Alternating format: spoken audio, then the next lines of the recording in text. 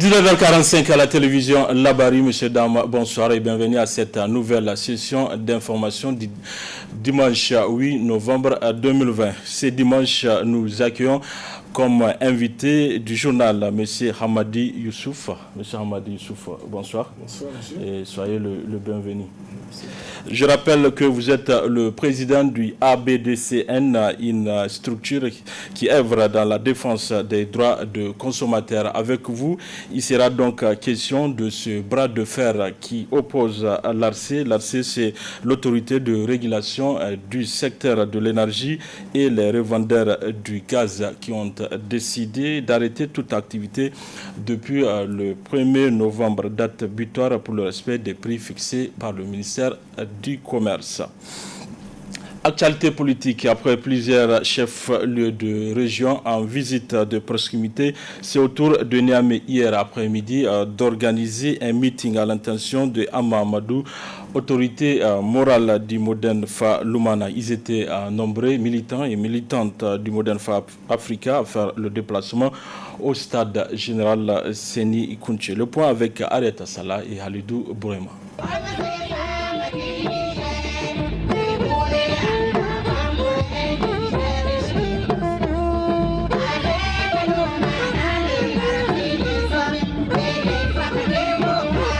Le stade général Seni Kounché a vibré dans l'après-midi du samedi 7 novembre 2020 aux couleurs et au rythme de l'un des plus grands partis politiques du Niger, en l'occurrence le Modern Fa Lumana Africa de Hama Amadou.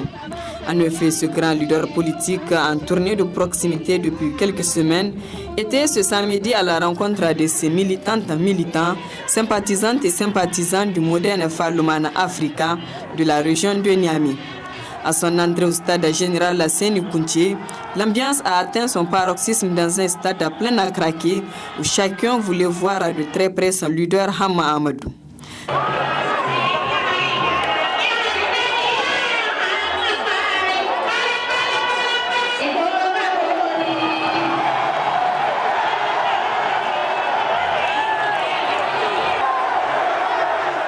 Cette extraordinaire mobilisation est à mettre à l'actif du président de la coordination régionale de Lumana, Soumana Sanda, qui a remercié Hama Amadou pour son leadership. Excellence Hama Amadou, Niamey, la capitale, est fière de partager ce moment fort, ce moment attendu depuis 7 longues années, que l'adversité politique et la méchanceté humaine vous ont physiquement éloigné de tous ces militants qui meurent d'envie de vous voir, de vous écouter et de vous suivre. Fort heureusement, la connexion naturelle que vous avez toujours eue avec nous n'a jamais été interrompue. Et c'est cette preuve qui est donnée au monde entier à travers cette extraordinaire mobilisation aujourd'hui. Les partis politiques de la CAP 2021 ont rehaussé de leur présence à ce géant meeting du Modern Fa Lumana Africa. Les leaders qui étaient présents se sont succédés pour saluer les militants pour cette mobilisation. Il faut aussi noter la présence de l'ex-chef d'état-major, le général Moumouni Bourema, militant du Modern Fa Lumana. Qui au monde peut dire que ce peuple, que ces militants qui se sont rencontrés ici ne méritent pas d'avoir un candidat aux élections présidentielles? Qui peut le dire? Monsieur le Président, vous avez dit que vous allez partir en laissant un Niger en paix. Mais Monsieur le Président de la République, pour que le Niger soit en paix, il faut qu'il y ait des élections apaisées. Pour qu'il y ait des élections apaisées, il faut qu'elles soient démocratiques, transparentes et intégrales. Or, quand on prend la chaîne des élections, tout est pourri. Le fichier électoral est pourri, la CENI est pourri, le code électoral est pourri. Alors comment voulez-vous organiser des élections libres et transparentes? Monsieur le Président, sortez de votre tour d'ivoire, mettez-vous au niveau de la population, écoutez les Nigériens et faites-nous des élections libres et transparentes. Nous avons des spécialistes nigériens qui peuvent faire le toilettage du fichier et du code électoral. Pour le secrétaire général du Modern Fa Lumana, il a déclaré avoir renouvelé leur confiance à Hama Amadou pour les élections présidentielles de 2020-2021. Aujourd'hui, nous sommes heureux d'avoir investi notre candidat et de le voir devant nous. Et nous te renouvelons notre confiance et nous te chargeons de transmettre partout le message du modèle Falumana Africa. C'est le message de la paix, c'est le message de la détermination, c'est un message de solidarité, mais c'est surtout un message pour que nous puissions tous, à l'unisson et dans la solidarité, fraternité nigérienne, œuvrer à l'avènement d'un Niger nouveau. Nous renouvelons notre serment devant les membres de CAP 2021, devant le peuple nigérien, que rien, alors absolument rien, n'arrêtera les militants du modèle Falumana Africa. Jeunes, femmes du Lumana, réveillez-vous. Notre liberté sera préservée. Nous défendrons nos droits. Nous avons choisi Al-Buraka, d'autres ont choisi les lions, et pourtant nous avons accepté de cohabiter avec eux. Alors, qu'on nous laisse assumer les responsabilités qui découlent de notre choix. Le moment tant attendu de ce meeting est la prise de parole du charismatique homme politique Hama Amadou, qui dans son adresse a d'abord remercié ses militants pour le déplacement avant de leur demander d'attacher leur ceinture pour une lutte acharnée, afin de faire accéder le moderne FA Lumana à la magistrature suprême. Hama Amadou a aussi soulevé la question de la carte d'électeur qui n'est pas biométrique. Le vote doit se faire avec des cartes biométriques. La carte biométrique est la règle légale prévue par la loi électorale. S'il n'y a pas de carte biométrique, l'élection, parce qu'aucun consensus n'est intervenu entre les acteurs pour dire que la carte biométrique peut être remplacée. Si de manière arbitraire, unilatérale, cette carte biométrique est remplacée par une simple carte papier toilette, les élections seront illégales. Et nous allons faire en sorte que ces élections restent illégales tant que la carte biométrique ne sera pas adoptée et présentée aux citoyens. Nous allons faire les recours qui conviennent afin que cette carte ne puisse pas servir de carte d'électeur. Ce n'est pas la faute de l'opposition. C'est la faute du pouvoir en place qui, pour tricher, a décidé de remplacer la carte biométrique par une carte papier toilette. Nous n'accepterons pas cela. En 2016, le moderne FA Lumana Africa était deuxième aux élections présidentielles. Pour les élections de 2020-2021, ce grand parti compte occuper la première place. Ainsi, au vu des mobilisations dans les régions et localités du Niger dans le cadre de sa tournée de proximité, tout laisse à croire que l'autorité morale du moderne FA Lumana, le leader incontesté Hama Amadou, saura faire la différence en renversant la tendance. Sortie médiatique ce matin du personnel du MOVE Niger au siège de la Confédération Générale des Syndicats Libres CGSL Niger. Objectif, annoncer une grève de 4 semaines à partir de demain. Ismaël Moumouni. La précarité dans laquelle végètent les agents de MOVE Niger les a contraints à faire des grèves d'avertissement en guise de sommation à l'endroit de leur employeur. L'indifférence du responsable vis-à-vis de leur doléance les a conduits à hausser le ton à travers une grève de 4 semaines à compter du lundi 9 novembre 2020. Nous avons espéré signer un protocole d'accord avec notre direction générale, mais cela n'a pas pu être possible puisque notre direction générale avait refusé catégoriquement de signer ses propres propositions qui étaient dans le protocole d'accord. Donc c'est suite à cela encore, nous travailleurs, nous n'avons qu'une voie de recours que de recourir à notre droit constitutionnel qui est le droit de grève. La direction générale n'a pas fléchi. Suite à cela, encore, puisqu'il n'y a pas eu de négociations qui ont abouti à quelque chose, à partir du 9, nous allons commencer encore un autre mouvement de grève de 4 semaines. Le syndicat national des travailleurs des télécoms fustige l'attitude du responsable du MOVE Niger. L'employeur MOVE s'est évertué à violer des dispositions pour casser notre mouvement de grève, à savoir faire recours à des travailleurs étrangers sur des activités qui n'est pas leur mission habituelle et faire appel à des travailleurs temporaires pour remplacer des travailleurs en grève. Ils refusent de faire des propositions de sortie de crise, ils refusent de signer le protocole d'accord qu'ils ont eux-mêmes proposé parce que la conception qu'ils ont de nous, les Nigériens, c'est qu'à un moment ou à un autre, on va céder lorsqu'on va commencer à maigrir. Ce sont des propos qu'on a entendus venir des dirigeants de MOVE. La Confédération générale des syndicats libres du Niger invite également le gouvernement à se pencher sur cette situation qui n'a que trop duré. Il faudra bien que l'État du Niger se prononce, qu'il exige l'application des lois et règlements par tout celui qui vient dans notre pays.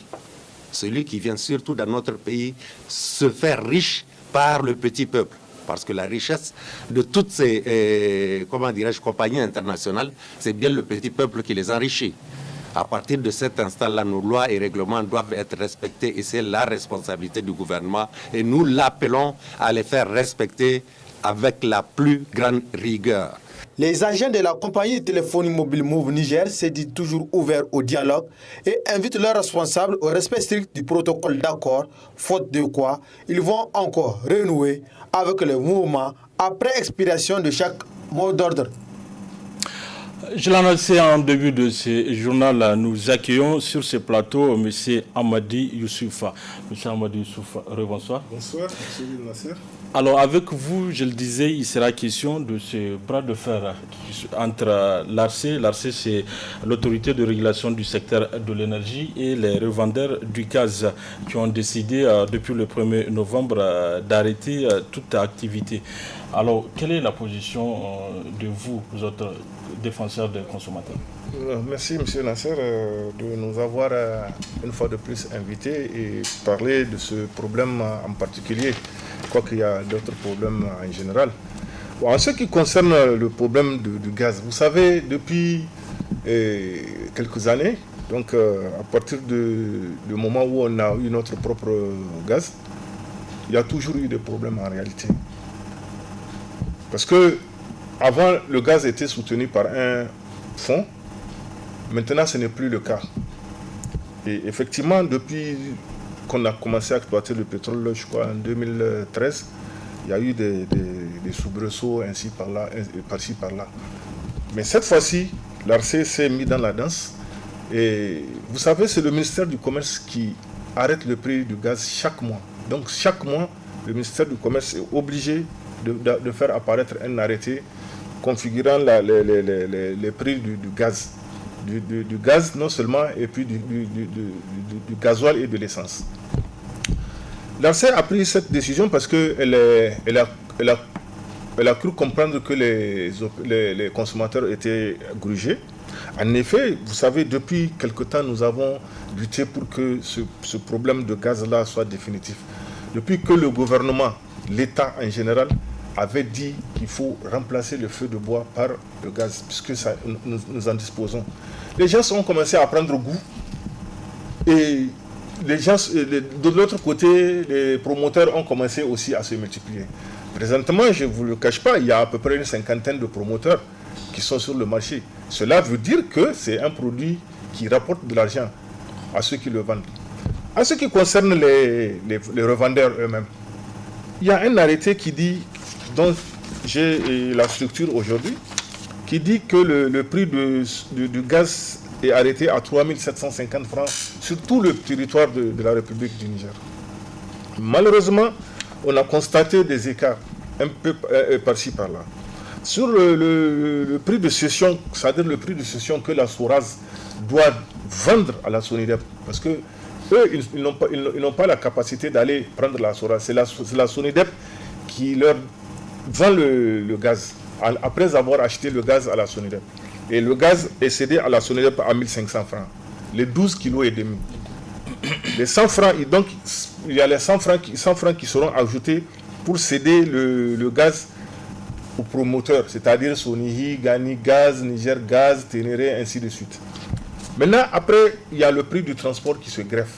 Le prix de transport qui est de 650 francs par 12,5 kg. Après les 12, il y a des frais qu'on appelle les pertes, 2%, qui font 45 francs. Il y a les frais généraux, c'est-à-dire les frais qui contribuent à faire marcher l'entreprise. Donc si c'est Sonihi, ainsi de suite, ça fait 830 francs par bouteille, de 12 kg 500. Et maintenant, il y a la marge des distributeurs qui est de 250 francs. Maintenant, le tout cumulé, plus maintenant le transport du dépôt au revendeur, c'est 125 francs, le tout cumulé fait 3500. Maintenant, on a dit au revendeur, on a donné une marge de 250 francs au revendeur, ce qui fait un total de 3750. Maintenant, le problème qui se pose, les revendeurs disent qu'eux, ils ne rentrent pas dans leurs frais parce que souvent, c'est eux qui vont prendre le gaz là-bas avec leurs propres moyens pour le venir revendre. Mais quand cela ne tienne, l'État leur a concédé 125 francs. Parce que moi, j'ai discuté avec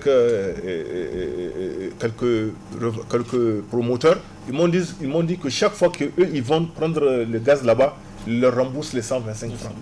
Cela veut dire que si eux, ils vont là-bas, les 125 francs plus 250, ça fait 375. C'est ça le problème. Maintenant, ils ont dit que non, c'est pas ça. Bon, maintenant, dans tous les cas, le problème... En termes clairs, hein, dans cette situation, s'il faut donner raison, est-ce que c'est à l'ARC qu'il faut donner raison ou bien aux revendeurs? Parce que là, les consommateurs sont en train de... L'ARC, en réalité, c'est pas l'ARC qui fixe les prix. Lui, l'ARC, c'est un régulateur. Il régule. C'est vrai, il a tout à fait le droit de regard. Mais tout le problème, c'est en fait un problème de l'État. Parce que je ne vous le cache pas, nous on a fait des propositions pour que l'État diminue les frais de cession de Sonidep. De 1500, on ramène ça à 1000 francs.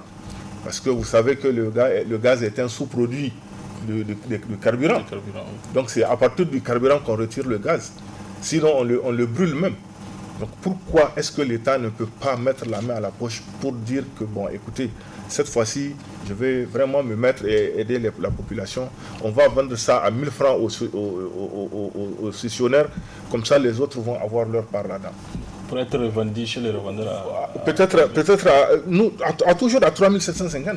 C'est-à-dire les 500 francs que l'État va concéder, on va voir comment on va les répartir entre, comment dirais-je, les revendeurs et les déposants et les dépositaires. C'est-à-dire ceux chez qui ils vont prendre le gaz. C'est-à-dire, comme on dit, l'adage qui dit comparaison n'est pas raison, on a vu c'est un peu la même situation au niveau du carburant, de l'essence notamment. Oui. Peut-être soit-elle la station, c'est le même prix que la grande station. Mais pourquoi ce n'est pas le cas au niveau des revendeurs de gaz? Oui, mais justement, vous savez, si je vous dis quelque chose, vous n'allez pas comprendre. Le gaz là, ça sort de ce pays-là. Ça sort, ça va au Nigeria. Le Nigeria, ils revendent ça à 9000 francs. C'est ce que je viens de vous dire. Si vous allez à Maradi, il y a au moins une dizaine, plus d'une dizaine de marketeurs. Et qu'est-ce qu'ils font? Quand eux, ils font leur commande, ils amènent ça au Nigeria. Cela veut dire que notre produit dont nous avons besoin est revendu au Nigeria. Parce que là-bas, ça coûte 9000 francs. C'est ça tout le problème. Maintenant, si l'État veut arrêter cette affaire-là, l'État doit d'abord, dans un premier temps, faire en sorte que notre produit soit consommé au Niger, pas autre part. Parce que je vous rappelle, si c'est le Nigeria qui a des problèmes comme ça, ils ferment leurs frontières. Et jusqu'à présent, je crois que Buhari n'a pas encore ouvert ses frontières. Les frontières sont officiellement fermées. Mais tout ça là n'a pas empêché aux gens d'aller à l'aventure, à vendre notre gaz dont on a besoin à un autre pays qui, dans tous les cas, ils n'en ont pas besoin. Voilà. Alors, depuis cet arrêt d'activité au niveau des revendeurs de gaz, vous, à votre niveau, en tant que défenseur de consommateurs, des droits de consommateurs, qu'est-ce que vous avez fait? Bon, vous savez, les revendeurs, c'est leur droit de dire de ne pas vendre, qu'ils ne vendent pas. Je ne suis pas obligé de pratiquer une activité. Les consommateurs, il suffit de faire un tour de la ville, ils sont en train de souffrir. Oui. Eux, on ne peut pas leur dire, parce que moi, je les ai rencontrés. Je leur dis, bon, même si vous allez en grève, vous déposez d'abord un préavis. Et comme ça, c'est durant ce préavis qu'on doit négocier. Bon, ils n'ont pas entendu mon appel. Est-ce qu'ils ne sont pas dans l'informel? Non, bon, ils sont dans l'informel parce que l'État ne les connaît pas. Il n'y a que les marketeurs qui les connaissent. Ils ne sont pas reconnus par l'État. Il n'y a que les marketeurs avec lesquels ils ont lié des contrats. Sinon, l'État ne les reconnaît pas. Parce que si l'État les reconnaissait, c'est avec l'État qu'ils allaient faire des contrats. Les marketeurs, ils ont fait des contrats avec l'État. Mais les revendeurs n'en ont pas fait. Donc, c'est les marketeurs seulement qui les reconnaissent. Parce que je me rappelle avant, cette société, la Sonihi, elle faisait des contrats avec leurs revendeurs. Si le revendeur augmente 5 francs, ils leur retirent leur agrément. Ils ne le revendent plus. Mais maintenant, ce n'est plus le cas. C'est toujours le cas. Hein, je pense. Oui, donc même maintenant, c'est le cas. Il y a des sociétés qui respectent toujours les prix, qui continuent de respecter les prix. Exactement, c'est ça le problème. Mais les autres ne le font pas. Parce que je vais vous dire la vérité, les autres là, qui ont des licences, ils n'ont même pas il y a certaines qui n'ont même pas une bouteille. Ils prennent la citerne, ils vendent à la frontière du Nigeria, ou bien ils viennent revendre aux autres marketeurs du Niger. Voilà ce qui se passe. Voilà, je crois que cette affaire de gaz doit être prise en compte et que tout le monde respecte la législation. Comment vous pouvez donner un agrément à quelqu'un dont vous savez qu'il n'a même pas 1000 bouteilles disponibles? Vous lui donnez une citerne. Une citerne fait à peu près 1800 à 2000 bouteilles. Vous lui donnez ça, il se fait de l'argent comme ça, il n'a rien du tout. Mais je crois que vraiment l'État doit prendre ses responsabilités et arrêter cette affaire-là. Alors comment trouvez-vous la position ferme de l'ARC qui dit aux revendeurs, c'est l'une qui ne peut pas, n'a qu'à fermer? Bon, ça veut dire qu'il n'y aura pas de négociation. Oui, mais l'ARC, je vous ai dit, c'est son droit de réguler. Ça, c'est son droit. Mais l'ARC a-t-il les moyens de le faire? Est-ce que l'ARC a les moyens de le faire? Ça, c'est de un. Parce que même le ministère du Commerce n'a pas les moyens de le faire. Parce que les moyens, il faut d'abord des hommes, des contrôleurs qui sont sur le marché, qui vont contrôler. Parce que le premier contrôleur, en réalité, c'est le consommateur. Mais aujourd'hui, si on dit aux consommateurs, parce que moi j'ai fait plusieurs débats et même j'ai appelé les consommateurs, je leur ai dit, bon écoutez, cette bouteille-là que vous utilisez là n'est pas la vôtre.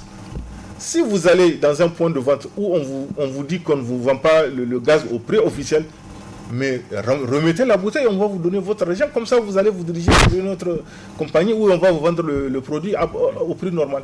Mais ils ne le font pas. Parce que le premier défenseur de consommateurs, c'est lui-même. Si aujourd'hui on dit, voilà mon numéro, il faut m'appeler, mais ils ne vont pas m'appeler. C'est ça le problème. On a fait plusieurs tentatives. Mais c'est reste moi parce que les consommateurs eux-mêmes souvent ils se disent bon écoute c'est pas la peine, je vais me remettre au bois. Alors que non, on a pris de l'avance, il faut aller de l'avant. Avec le problème du gaz là, il faut vraiment être sérieux avec nous et avec les... Alors pour finir avec ce problème, ça fait une semaine, quelles sont les propositions que vous avez à votre niveau pour vraiment résoudre ce problème? Bon, moi je crois qu'il faut encore rappeler les gens. Il faut rappeler les marketeurs, il faut rappeler la société civile, il faut rappeler les revendeurs. Avec le ministère du Commerce et l'ARC, nous allons voir comment nous allons éteindre ce feu-là. Parce que trop c'est trop. Je crois que après combien d'années d'exploitation du gaz, on n'est pas encore arrivé à nous mettre d'accord sur un prix. Parce que bon, c'est vrai, le prix, certains disent que d'autres vendent ça à 5 000, 9 000, ainsi de suite. Mais je crois que, comme vous venez de le dire, M. Nasser, comparaison n'est pas raison. Nous, c'est le Niger. La bourse du Nigérien, tout le monde le connaît. Voilà. Donc, moi, je pense qu'on doit se revoir vraiment pour discuter une bonne fois pour prendre une bonne décision et puis qu'on arrête de tergiverser sur ce problème de gaz. Alors, M. Ambadi, pour finir avec vous, une question d'ordre général, c'est un constat. Au Niger, quand il y a une situation qui se présente, qui fait rehausser le prix d'un produit, alors même après que la situation se stabilise, le prix là ne revient plus au même niveau. Ça ne va pas se stabiliser. Oui, ça ne va pas se stabiliser. Oui, alors, vous, qu'est-ce que vous avez fait dans ce sens? Qu'est-ce que vous faites dans ce sens pour... Vous savez, nous, depuis, si je vous rappelais la construction du deuxième échangeur, nous avons constaté que le prix du taxi a augmenté. De 200, ils sont partis à 300. Et jusqu'à présent, aujourd'hui, si vous n'insistez pas, ils vont vous prendre 300. On a fait appel, on a fait vraiment ce qu'on peut, mais jusqu'à présent, le prix n'est pas revenu à son match. Parce qu'il y a un arrêté quand même qui fixe le prix du taxi. Sinon, la distance n'a pas changé. Oui. C'est la même distance. Donc moi, je pense que l'État doit prendre ses responsabilités. Nous ne sommes que des donneurs d'alerte. On alerte mais la responsabilité appartient à l'État. Si un produit coûte plus cher aujourd'hui parce qu'il y a eu des problèmes, si demain le problème est résolu et la situation s'est stabilisée, le prix automatiquement doit se stabiliser. Et c'est ça qui fait que vraiment, je dis toujours que le citoyen, le consommateur, c'est lui son propre défendeur. S'il ne porte pas plainte, s'il ne parle pas, je crois qu'il n'aura pas gain de cause. Voilà, monsieur Nasser. Voilà, monsieur Ambadi Issoufou, merci d'avoir répondu à notre invitation. C'est moi qui vous remercie. Je rappelle que vous êtes le président de ABDCN, une structure qui œuvre dans la défense des droits des consommateurs. Merci. Restez avec nous pour suivre la suite de cette édition. Merci. Le complexe Le Mafia a servi de cadre hier soir à un dîner de presse organisé par une plateforme d'organisation nationale et internationale dénommée l'Alliance contre les inégalités. Une rencontre qui a permis aux acteurs de la société civile membres de cette alliance d'échanger avec les hommes des médias sur la campagne que la dite alliance entend mener pour lutter contre les inégalités au Niger. Le résumé de ce dîner avec Adam Soumana et Sadou Domi. Les acteurs de la lutte contre les différentes formes d'inégalité au Niger se retrouvent à travers ce cadre avec les hommes des médias pour échanger autour d'une campagne initiée par une alliance faisant de ce combat son cheval de bataille en cette période de processus électoral au pays. Ainsi, d'entrée du jeu, un des organisateurs n'a pas manqué de souligner la place qu'occupe la presse dans ce combat. Vous êtes l'acteur principal qui va véhiculer, qui va dire, qui va durcir en tout lieu le travail caché que nous sommes en train de faire. Vous êtes un acteur, vous êtes un membre et vous êtes un déterminant de la réussite de ce processus. Et qui dit inégalité, dit quand même des mots qui minent une société. Et c'est ensemble, en créant une synergie d'action, que nous pouvons arriver à avoir un certain nombre de résultats. La presse, je pense que, même si on ne peut pas le dire, mais on doit l'affirmer, que sans vous, la voie ne peut pas aller loin. Donc je pense que avec votre contribution, avec votre collaboration, nous pouvons arriver au résultat ultime que nous nous sommes fixés. Pour sa part, la coordinatrice de l'Alliance a eu l'honneur de présenter sa structure. L'Alliance contre les inégalités est une plateforme, une initiative qui a été mise en œuvre et qui regroupe en tout cas les différentes organisations de la société civile, que ce soit nationale et internationale, les syndicats, et qui vise vraiment à réduire les différentes formes d'inégalité au Niger à travers des initiatives conjointes que nous allons mettre en œuvre, à travers aussi des partages d'expériences. Au directeur de la campagne d'entretenir quant à lui l'assistance sur les moyens qu'ils entendent mettre en œuvre pour mener à bien ce combat. Il faut agir sur les décideurs. Alors les décideurs publics, ceux qui agissent au nom de l'État, doivent créer les conditions pour que ces inégalités ne soient plus une réalité dans nos pays. Les inégalités jurent avec tous nos efforts de développement. Mesdames et messieurs les candidats à l'élection présidentielle, tenez compte de la lutte contre les inégalités dans vos programmes, dans vos engagements. Engagez-vous une fois élus à lutter contre ces inégalités. Et ensemble, nous allons faire le suivi de vos engagements et voir à la fin si réellement vous avez tenu parole.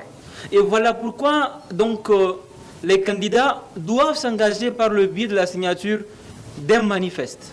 Nous sommes dans une idée de redevabilité. Il ne s'agit pas pour nous de rencontrer les candidats dans le cadre de cette campagne, discuter avec eux, prendre des photos et partir, tourner la page, passer à autre chose. Non, pour que leur engagement soit matérialisé, il faut qu'ils s'engagent par le biais de leur signature. Et pour que tout cela ait de l'impact, il faut que le peuple nigérien adhère lui-même, qu'il nous suive dans cette initiative, qu'il participe à la communication. Mesdames et messieurs les journalistes, vous avez un rôle clé, important, à jouer dans cette campagne. Aidez-nous ensemble à communiquer, à parler aux candidats, à parler aux Nigériens, à dire au monde entier, voilà la société civile nigérienne qui se mobilisent. Il ressort ainsi de cette rencontre que la presse a un grand rôle à jouer pour la réussite de ce noble combat de l'Alliance contre les inégalités au pays, toute chose qui vise l'épanouissement des citoyens nigériens. Le Rotary Club Niamey Elite a procédé hier après-midi à un don de kit de lavage de mains aux élèves de l'école Bani Koubey 2, un geste en partenariat avec le district 902 du Rotary Club dans le cadre de la lutte contre le coronavirus. Nafissatou Yahya, Ibrahim Abdou. Ce don, le troisième du genre du Rotary Club Elite de Niamey, à l'endroit des élèves de l'école Bani Koubey 2, rentre cette fois-ci dans le cadre de la lutte contre la propagation du coronavirus. Ainsi, à travers ce geste, le Rotary Club Elite de Niamey reste aux côtés de ses élèves. C'est dans le cadre d'une remise de dons, de dispositifs de lavage de mains et d'un réservoir d'eau à l'endroit de l'école Bani Koubey 2. Et du savon également. On a bénéficié d'une subvention de notre district, le district 9102, qui regroupe le Ghana, le Niger, le Togo et le Bénin. Donc c'est une subvention qu'on a reçue dans le cadre de la lutte contre le coronavirus. Bani Koubey 2, il faut dire que ce sont nos bébés maintenant. Ça fait quand même la troisième année qu'on vient. Dès qu'il y a une opportunité, on pense toujours à eux. C'est une école qui nous tient vraiment à cœur et on a vraiment envie de faire encore plus si Dieu nous le permet. En réceptionnant ce don de la directrice de l'école Bani Koubey 2, a remercié le Rotary Club pour ce geste combien noble. L'école Bani Koubey 2 remercie le Rotary Club par ces gestes combien nobles qu'il ne cesse d'apporter à l'école Bani Koubey 2. Merci du fond du cœur. On remercie aussi la gouverneure du district 9102. Donc, merci. Thank you very much. Une visite des classes à l'école Bani Koubey 2 par la gouverneure du district 9102 du Rotary Club a sanctionné cette cérémonie, au cours de laquelle Yvonne Kimoji a émis le vœu de voir l'école Bani Koubey 2 dotée des classes en matériaux définitifs. Le projet Chiga a initié mercredi 4 novembre dernier une rencontre entre la Commission Finances et Budget de l'Assemblée nationale et les acteurs de la société civile pour discuter de l'accessibilité des citoyens en ce qui concerne les questions budgétaires. Le résumé de cette rencontre avec la rédaction Labari. Très bonne réception à vous. Ayant comme cheval de bataille la bonne gouvernance, l'ONG Chiga, dans sa mission, s'est intéressée au processus de l'élaboration et de la mise en application du budget national dans les différents secteurs sociaux de base à travers une rencontre entre acteurs de la société civile et la commission chargée des finances et du budget de l'Assemblée nationale. Occasion saisie par les participants à cette rencontre d'échanger à travers des questions-réponses, notamment sur des failles observées dans la mise en application du budget dans plusieurs domaines. Vous avez oublié une notion essentielle, une action fondamentale, qui est la censure du gouvernement. Nous avons eu à poser, il faut leur donner. La première partie, c'est pour vous compléter. Maintenant, par rapport à l'école, dont on a fait cas ici, on a discuté de haut en large. Moi, je suis toujours inquiet par rapport à la région de Tillabéri. À la région de Tillabéri, les enfants qui ne vont pas à l'école dans la région de Tillabéri. Ils ont posé, vous avez dit ceci et cela, mais moi, je reste sur ma faim. Parce que c'est entre ce qu'on dit et ce qu'on fait, il y a une marge, il y a une nuance. Donc jusqu'à maintenant, moi, vous avez même les chiffres là, moi j'ai oublié les chiffres, le nombre d'écoles. Si on peut donner dans la région de Tillabéri, on dit, bon, on va prendre les dispositions, mais moi je suis inquiet, ça m'étonnerait que ces questions-là soient résolvées d'ici peu, parce que nous sommes déjà en janvier, et les enfants ne partent pas à l'école. C'est vrai, ils ne partent pas à l'école. Et on a les chiffres, moi j'ai oublié les chiffres. Le problème il est crucial, comme vous l'avez dit. Et nous avons mis face à face le ministère des Finances et le ministère de l'Éducation de base pour que ce problème-là puisse trouver une solution. Et les moyens ont été mis en place. Et nous nous assurons que les libérations sont en train d'être faites pour que ce problème soit réglé. Donc même par rapport à ça, soyez rassurés, lorsque nous avons connaissance du problème, lors des missions de terrain, ou bien parce que nous avons été saisis par ailleurs, parce que nous sommes tous des hommes de terrain, nous prenons en charge la question et nous essayons d'apporter la solution dans la possibilité, dans les moyens, dans la posture des moyens qui sont les nôtres. Concernant la gratuité des soins, peut-être avant d'aller dans les compléments, cette rencontre aurait dû être ouverte aux autres commissions qui en ont vraiment d'amples informations. Parce que c'est les commissions spécialisées qui devraient répondre aux questions pour que ça soit beaucoup plus utile pour l'ensemble des citoyens. Concernant la gratuité des soins, effectivement, les députés, quand ils sont sur le terrain, ils constatent effectivement, dans l'effectivité de la mise en œuvre, il y a un problème. Parce que toujours, quand on passe dans les centres de santé, les populations se plaignent de la non-prise en charge ou de l'effectivité, la gratuité des soins. Et le problème le plus crucial, c'est les arriérés. Donc, aujourd'hui, nous sommes une commission des finances. Ça aurait été que la commission affaires sociales et culturelles est parmi nous.